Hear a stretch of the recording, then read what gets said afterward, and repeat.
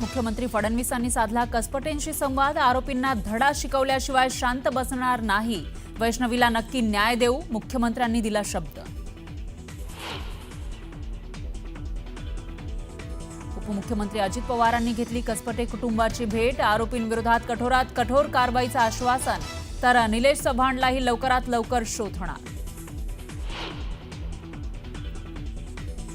वैष्णवीला शशांक हगवणेकडून पाईपनं मारहाण. वैष्णवीला मारहाण करण्यात आलेला पाईप पोलिसांकडून जप्त.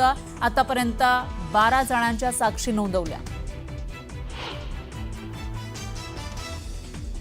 पिंपरीतील वैष्णवी हगवणे आत्महत्या प्रकरणी हगवणे बाप लेकाला 28 मे पर्यंत पोलीस कोठडी.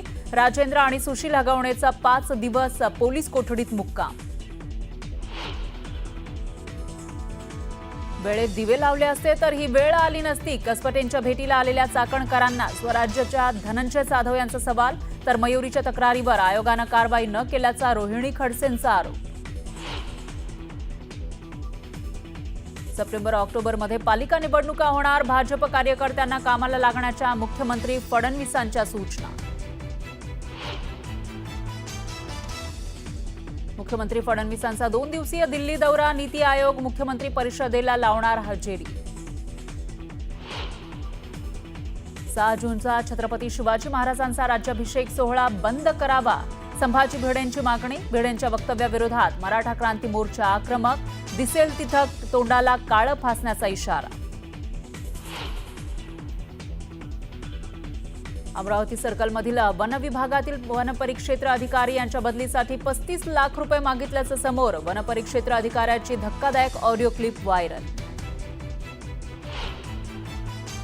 गडचिरोलीमध्ये 4 माओवाद्यांचा खात्मा. भामरागडमध्ये C60 कमांडोची धडाकेबाज कामगिरी.